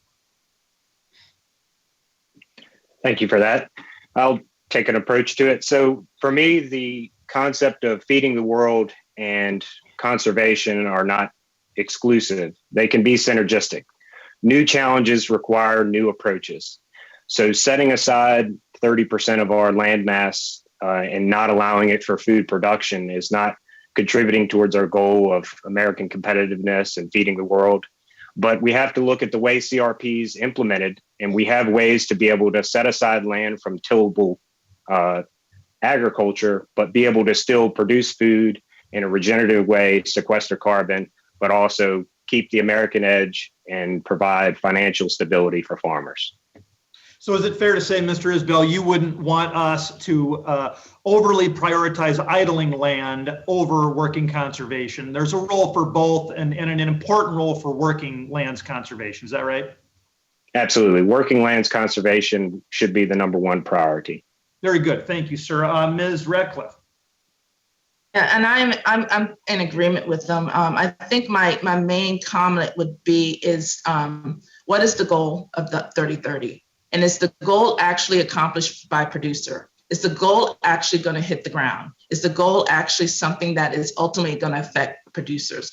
Because a lot of times these programs are implemented without even coming down to people who are producers and asking our input in them. So we have to have a seat at the table when it comes to things when it comes to programs that are initially coming out, so we can put our input in and allow us to be profitable and allow us to have some kind of success story when it comes out. So I don't know if the 30 by 30 will actually provide that. Oh, Ratcliffe, that's very well said, ma'am. Thank you. Dr. Paustian. Thanks for the question. I would echo what Mr. Isbell said, that I think there's not a conflict between best in regenerative practices on our working lands, and if there are some lands that are not as well suited for production agriculture, that there's a role for some set aside there. But I don't believe they conflict. I think they go together. 30 by 30 is looking at focusing on biodiversity. It's looking at all land covers, and certainly we have deserts and forests and other things where there's a lot of biodiversity. I think our working lands can, they can supplement that pollinator habitat, for example, and some of the systems that Mr. Isbell and Ms. Ratcliffe manage. I think I'm sure is an important attribute of those as well. So I think it contributes to the overall goal of biodiversity maintenance. Mr. Paustian, I got to cut you off to be fair to Mr. Johansen. Mr. Johansen, any final comments? I agree with my fellow farmers here on the panel. Focused on working lands, of course, in California, we've already embarked on this with a governor executive order, I believe last January, for a 30 by 30 by 2030. So we've already engaged in roundtables. And as we remind the governor, working lands only work when people are allowed to work them. And if you look at California, which already is 49% public land, both state and federally owned, we can meet that number because farmers at heart are conservationists. And we know that if we look at some of the state programs we've implemented, depending on how you look at it, we're already at around 23 to being over 30% already working lands in conservation. Thank you, sir. Madam Chair, thanks for your indulgence, and I yield back. I now recognize the gentlewoman from Maine, Ms. Pingree, for 5 minutes. Thank you so much, Madam Chair, and thank you for hosting this hearing. I apologize to some of our presenters. I had to go off to a different agricultural hearing for a little while, and if I'm repeating a question, I also apologize. But I did appreciate the testimony that I heard. And Ms. Ratcliffe, you really made a very important point about the barriers to participation for smaller operations and minority farmers. Some of the NRCS conservation programs have set-asides or advanced payment options for historically underserved producers, but it seems like the barriers are still too high for many farmers. So what recommendations would you make to increase awareness of access to NRCS resources for smaller farms and farmers of color? Thank you for that question. I think the number one issue is I don't know if they're really coming to smaller producers and looking at our goals. So the goal that necessarily NRCS want and the goal that's actually hitting the ground might be a little bit of disconnect. So I think the number one thing is needs to be outreach and figure out what the small producers' goals are. And then from there, try to move it up, because a lot of times it's coming down instead of moving up. And it's prohibiting us because we do have some barriers. Our barriers might be because we don't have the cost to actually implement these programs. So we need some cost assistance to help implement those programs. We might not even have the resources to implement the program, and we might not have the capacity to actually implement these programs. So my first thing is that we need to sit at the table. We need to make sure that these small producers are sitting at the table to help make these decisions and help make these decisions that are good for our operation. Because I think a lot of times you come to us and say you must implement these, which we might not have the capacity to implement. So please, we need a foot at the table. Thank you. I think that's a really important point, and I would certainly hope that this new USDA understands the importance of having small farmers of color at the table, but also to change the way the systems work. So we're asking the questions, not just deciding how the system should work. Dr. Paustian, I want to talk a little bit about Comet Farm. We often hear that climate change solutions can't be one size fits all, and we certainly know that agriculture doesn't look the same in every part of the country. I represent Maine, and our farmers certainly have different climate-related challenges and opportunities to reduce emissions and sequester carbon than someone would in the Midwest or California. So could you talk a little bit about the accuracy of Comet Farm in accounting for carbon sequestration and greenhouse gas emissions across different types of operations? Yeah, that would be helpful to know. Yeah, thank you for that question. I think probably one of the advantages of Comet Farm is it's really a platform that includes quite detailed data on things like weather and soil types that are down to the field and subfield scale. So you are capturing some of the differences, obviously, as you go across the landscape and certainly from region to region. The other attribute is that it uses a dynamic model that integrates things like soil moisture and temperature and the conditions that determine the agricultural system's performance. So in a sense, I think it is quite good at capturing that local capabilities. It is our basis for how good the model is really based to a large extent on our fundamental understanding, but also on field experiments that are out across the nation. And we utilize sort of all the data that we can from field experiments that have looked at measuring carbon changes over several decades, even in different practices. So we try to integrate all that in there. I do think there are some improvements that can be made that I mentioned in my opening remarks, including development of an on-farm monitoring system attached to the Natural Resource Inventory System. Thanks. Yeah, and thank you for that. I did see those recommendations in testimony, and I think it's critically important that we make this a reliable tool and a dependable and credible measurement system. So I think it's important to look at your recommendations, and I have the good fortune of sitting on the Agriculture Appropriations Committee, so I'll certainly make that a priority to support the system. With that, I yield back, Madam Chair, and thank you again for having me. I now recognize the gentleman from Alabama, Mr. Moore, for 5 minutes. Impeccable timing, Mr. Moore.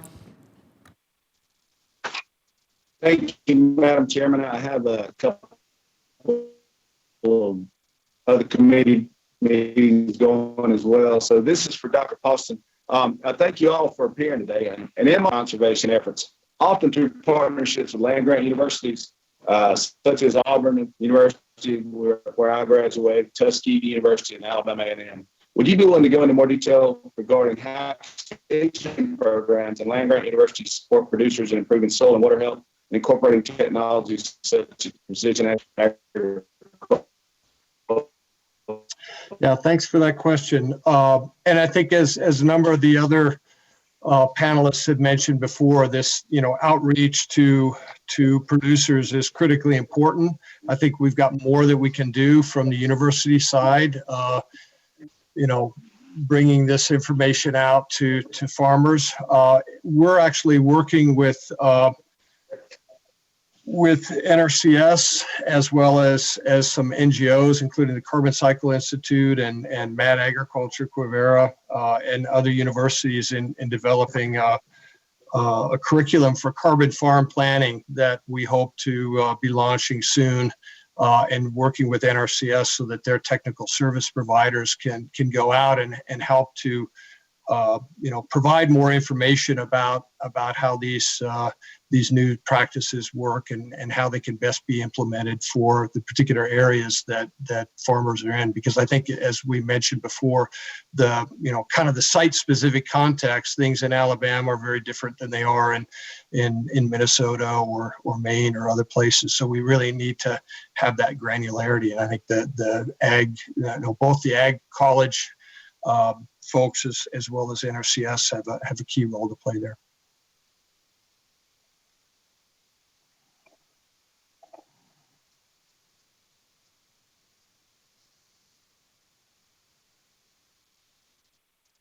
Thanks, sir. And also, this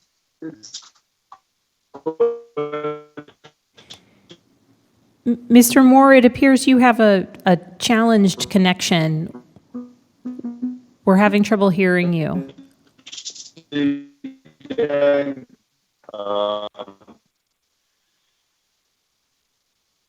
Thank you for your comments on your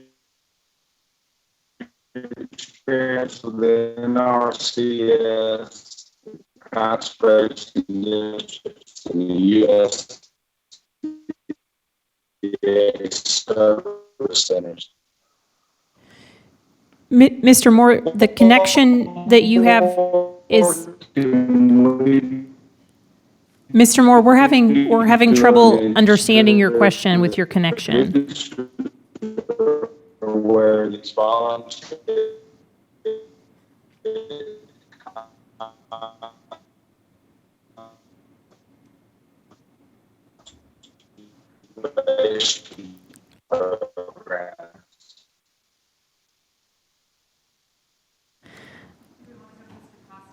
Mr. Moore, we have a connection that's not working with you. We're going to continue on.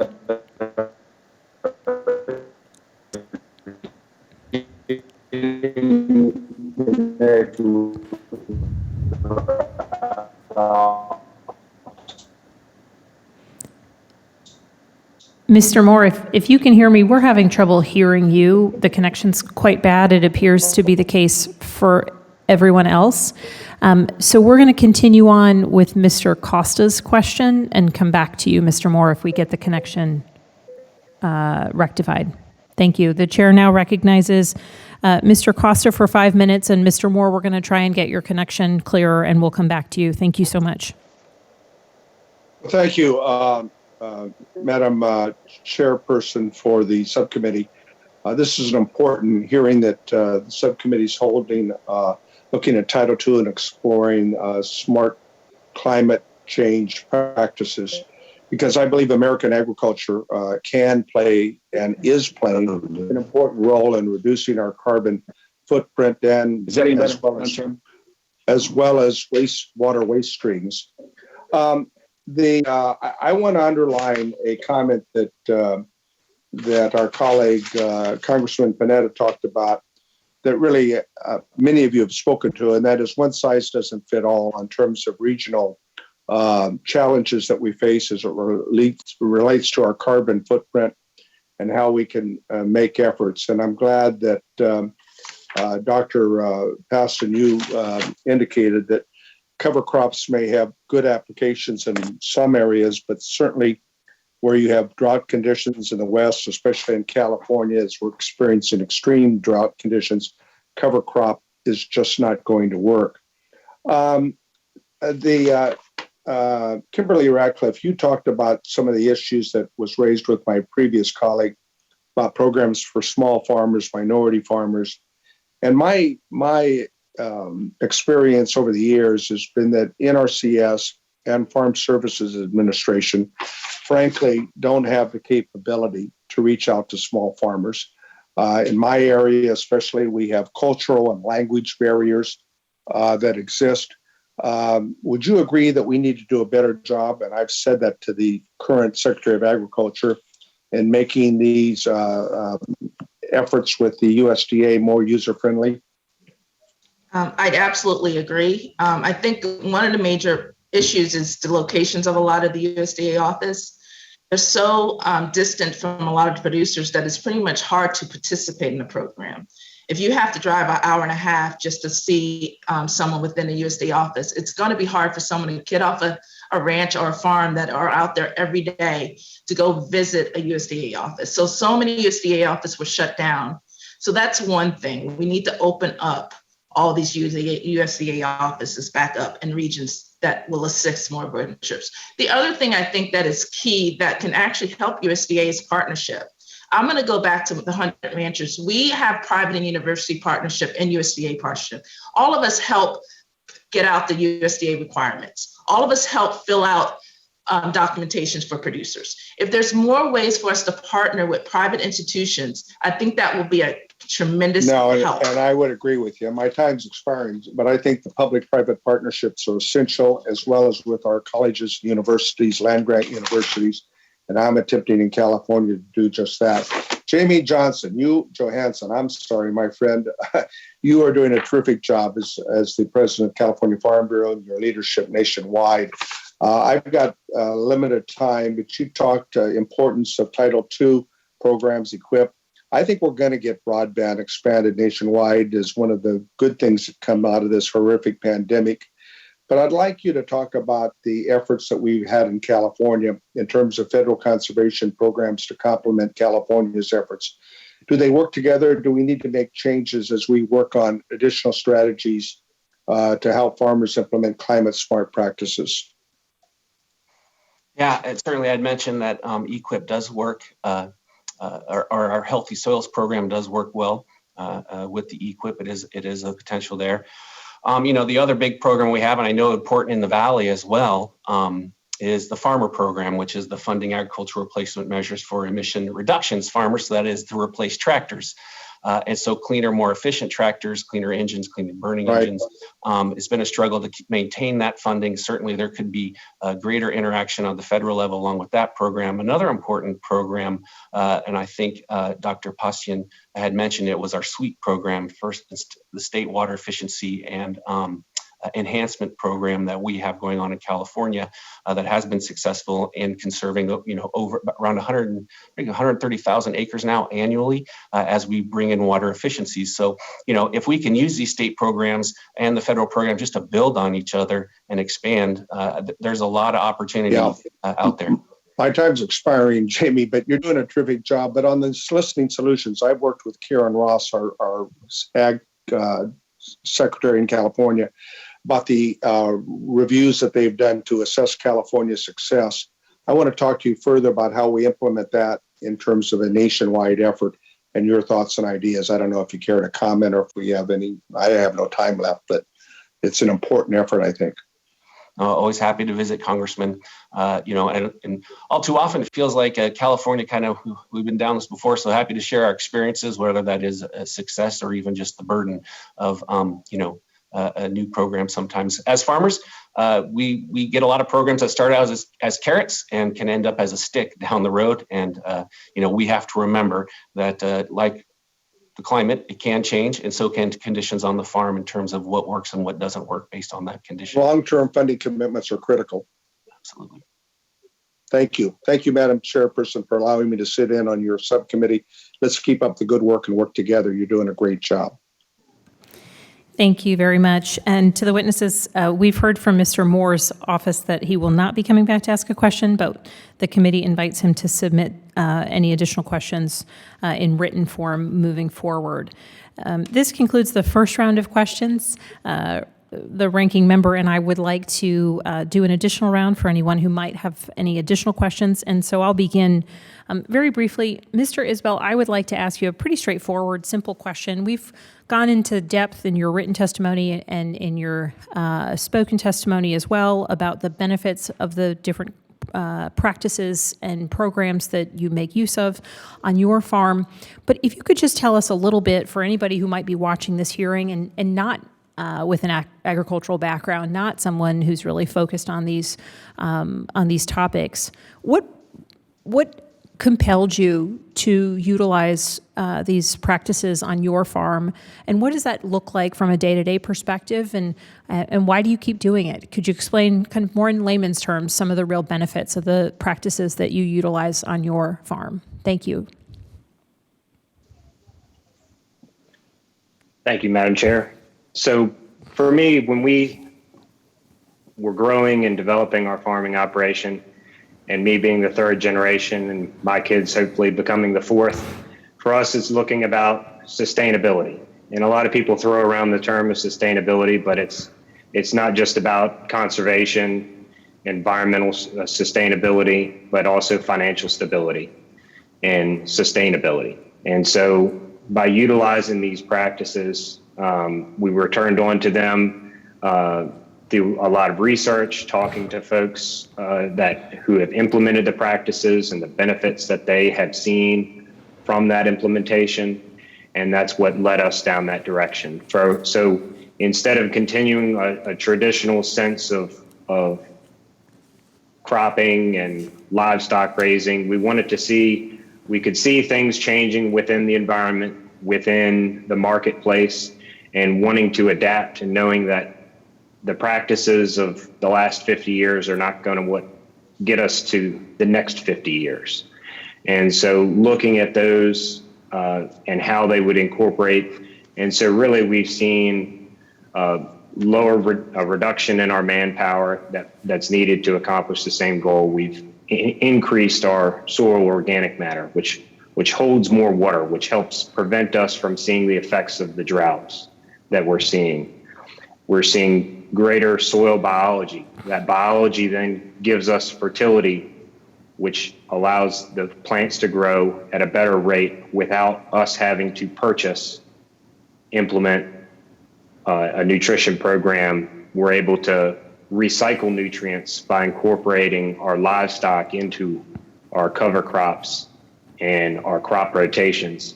So it's really a synergistic effect. It's not a one size fits all, but it's definitely an approach that with adaptation can be implemented across the states. Of course, with each environment, there's different needs and conditions that dictate different implementation, but it's certainly utilizing a land stacking enterprising operation allows for both conservation, food production, and economic stability for us. Thank you very much for that answer. And if I could get you, again, for anyone who may not be focused on these issues, the use of cover crops and the use of rotational grazing, in pretty basic, straightforward terms, what does that actually mean? The use of cover crops? Yes. So for us, typically a grain operation would plant a harvestable crop, say corn, and then they may leave it fallow or empty, not planting anything else until the following year when they would plant, say, soybeans. Or sometimes in Virginia, we have a typical 3-crop rotation where it's corn, soybeans, and wheat in succession. If you leave the land fallow in between with nothing growing on it, the cover crop then takes that place. So it allows for you to grow a crop that you're not going to harvest, which captures nutrients to keep them from running off in the off season. It reduces erosion. And in turn, when we roll down the cover crop or terminate it mechanically. So what we're doing at that point is and the whole time that cover crop is growing is we're sequestering carbon. The plant that is growing is pulling carbon, pulling it into its roots. Then when the plant dies off, we're now adding carbon to the soil, which feeds the biology of the soil. So we're capturing nutrients, feeding the soil, growing organic matter, and all this in a time in which the average producer would not have anything growing in the field. So it costs us money up front. And most farmers, well, why would I spend the money to put in the crop that I'm not going to gain anything out of? So you see it leave your bank account, but don't see anything come in return. But it requires to convey to farmers that really what I see when I'm investing in a cover crop is I'm putting money in the bank for the future. By building that organic matter and soil health, I'm putting money in the bank that I'll be able to utilize later by having my successive cash crop after the cover crop usage. And in turn with our livestock operation, we are also able to utilize the livestock on those cover crops, periodically grazing them, stimulating vegetative growth and furthering our sequestering of carbon and building of soil biology. Thank you, Mr. Isbell. I appreciate you indulging me in that question. Living in the county just next door to where you are and representing a district that's suburban and rural and agricultural, I think it's so important that that those who may not have an agricultural background really understand the benefits and the choices that you all are making on your land. And so I'm grateful that you took the time to make that explanation. Hopefully it'll make clear why these programs are so important. And so I thank you for that. And I now yield to the ranking member for a second round of questions. Thank you again, Madam Chair. I'd probably go mostly with Dr. Paustian on this. I want to get into maybe a little technical on no-till and on sequestration. This isn't some political, rhetorical question here. I'm a farmer in my real life myself, and so we farm rice. We farm it in a certain way that's been successful for many, many years, and so we don't generally engage in the cover crop kind of thing because we don't really have the luxury of time, and certainly this year in California we don't have the luxury of water to do anything other than try and grow, whether it's my or any of my neighbors' crops or anybody else up and down the state. They got to grow to try and stay in business this year with what water they have. And as we've seen, some areas have been cut dramatically. Some were told they were going to get 5% of their normal allocation. Now they're going back on and taking that 5%. That's from right out of from U.S. Bureau of Reclamation in certain parts of the state. I mean, 0% allocation. They don't have any options on doing any of this that we're talking about here, because it's survival. Klamath Basin, same thing. I mean, it's just incredible how difficult it's going to be this year. But when we're talking about whether it's no-till and what is sequestered in, say, that top 4 to 8, maybe 12-inch layer of soil, what are the effects when you do finally go back and till the land to change a crop or put it back into play after it's been idle for 1 year, 5 years, what have you? The next time you till that ground, are we releasing the carbon that you've just done all the work to try to sequester in the soil?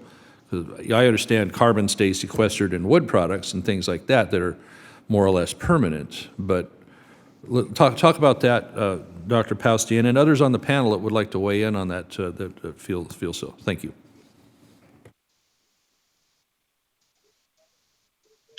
Yeah, thank you, Representative. So yeah, when we're looking at soil carbon, we're really trying to essentially manage a balance, right? And I think what Mr. Isbell said was really important, that conservation practices, you're generally trying to accomplish two things to add more carbon to the soil. And one is you want to, the carbon's in the atmosphere, so the longer you can have a growing plant on the soil and capturing more of that CO2 and introducing it into the soil through the roots and the crop residues, the better off you are. Also, in general, if you can reduce the amount of soil disturbance, you tend to maintain the organic matter from being decomposed as quickly as it might otherwise do. So you're trying to manage that carbon balance and increase the stocks there.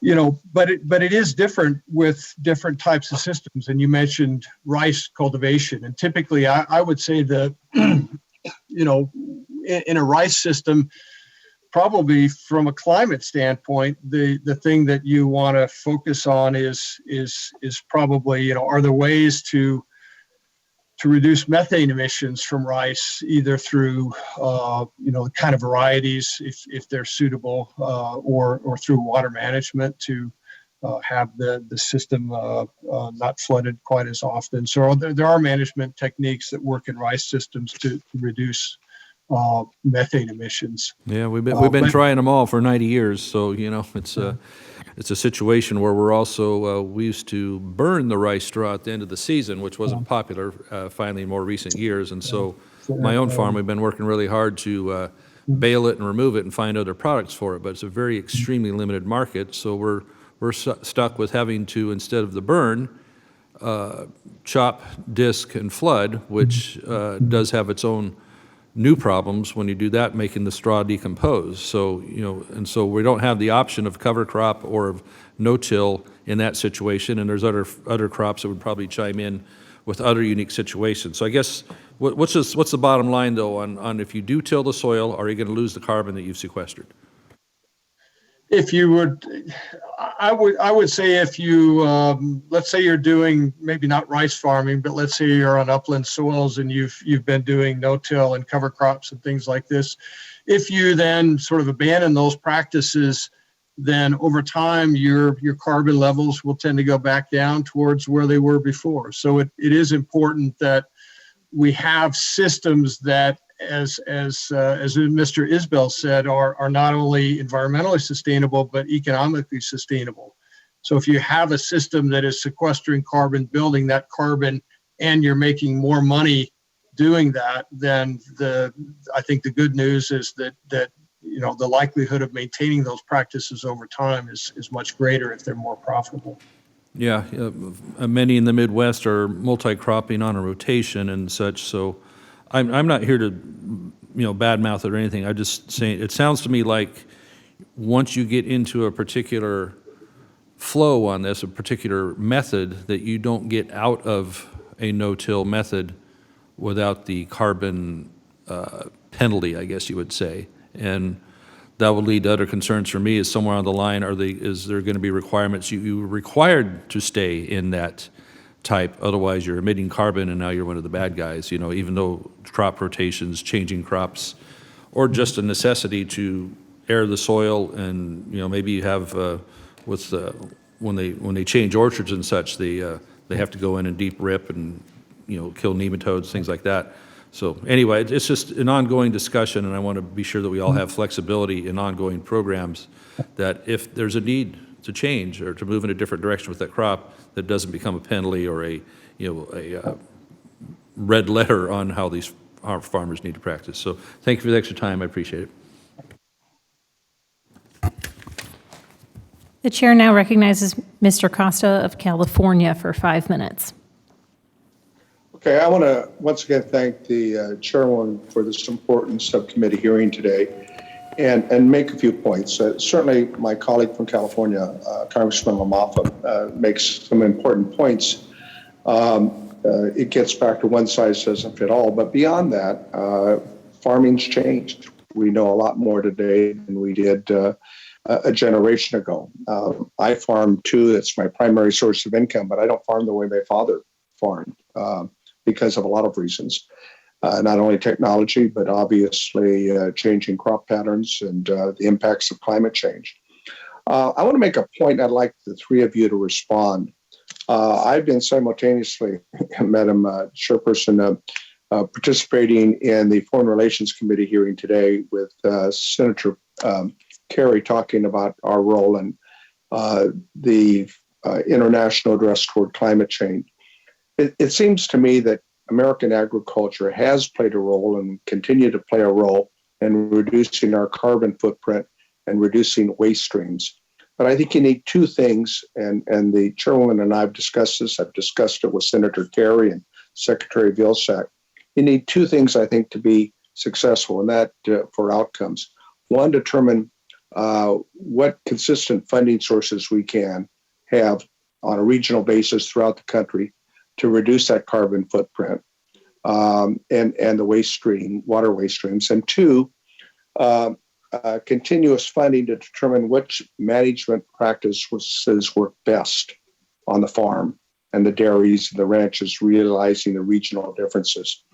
But goals over the next 10 years, I think, are critical, that are achievable, and a commitment on funding sources on this public-private partnership. Where, to your knowledge, are there realistic goals based upon existing practices and hopefully new practices that we can achieve in the next 10 years in American agriculture? And what are the consistent revenue streams you believe necessary as we develop a legislative package and strategy? In less than 2.5 minutes, who would like to respond? Well, I'll start, Congressman, and thanks again. I mean, really quickly, and we haven't really discussed it here, but one of the difficulties as well, too, in implementing these programs is what's the baseline, right? Where do we set the baseline at, and how do we not punish the early adopters? And we saw that in our own carbon program here in California and what that meant to our food processors. And that's the other part of this equation, too, is our food processors and ultimately those brands that sell our products. How do we engage them that we know the economic benefit they get for marketing a product that is, say, carbon neutral or has a lower carbon footprint, how does that end up back to the farmer, which encourages them further in those practices? I mean, we certainly saw it in the organic industry as that grew in the 80s and 90s to where it is today. But how do we engage that private sector to reward those farmers and those ranchers who are taking those steps? But again, as we implement these programs, as we come up with this baseline, it's going to be critical that the early adopters aren't penalized. I agree. And voluntary, I think, is an important concept in that public-private partnership. Ms. Ratcliffe, you care to comment? Absolutely. And I'm agreeing with that baseline. And I guess my baseline would be the size. You mentioned it previously in your open comment, is not all size fits everyone. There's always different climates, there's different grasses, there's different soil types. Just within Texas, our big state, is different from north to south. And I think you really got to do it regionally and look at each region separately. I don't think you can go with a global around the United States and saying, hey, this is what needs to go in every single state. I really think we need to concentrate it on regionally because it's different for each region. It's got to be a regional strategy to set national goals. Exactly. Good. Finally, Doctor, do you have care to comment? Well, I'd agree with Ms. Ratcliffe. I think we have the technologies to integrate local solutions with national policies, and I think we want to work in that area. And as a 30-year member of the California Farm Bureau, I think Jamie Johansen's comments, we don't want to punish under the category of no good deed goes unpunished. The fact that good practices have already been installed, and we want to incentivize those good practices, I think, if we want to develop a successful overall nationwide strategy. Thank you, Madam Chairperson. I really appreciate your allowing me to participate once again. Thank you very much. If there are any other members remaining on with us today who would like to ask an additional question, please unmute yourself and seek recognition. All right, seeing none, we're going to move towards closing today. Ranking Member Lamalfa needed to head to the floor and will not be giving closing statements. So I will continue and close out this hearing. I want to thank Ranking Member Lamalfa and all of our witnesses here today. I truly appreciate this discussion. It's been informative. I thank you for spending extra time with us for our second round of questions, and I want to emphasize my commitment to ensuring that we are exploring every avenue for addressing the climate crisis, through every avenue for improving upon our conservation programs. I appreciate the time that you all spent today answering our questions, making clear why these programs are so incredibly important, the value that they have on the farms in your states. Dr. Paustian, thank you for all of your research. And as the committee considers opportunities to leverage Title II programs and research, our continuing possibilities for mitigating climate change, I do want to keep in mind many of the excellent points that were raised here today.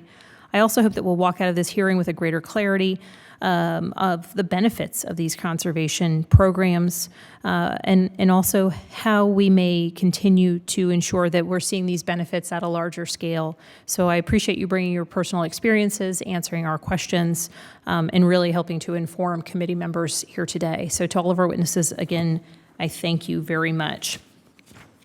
Under the rules of the committee, the record of today's hearing will remain open for 10 calendar days to receive additional material and supplementary written responses from the witnesses to any question posed by a member. This hearing of the Subcommittee on Conservation and Forestry is adjourned.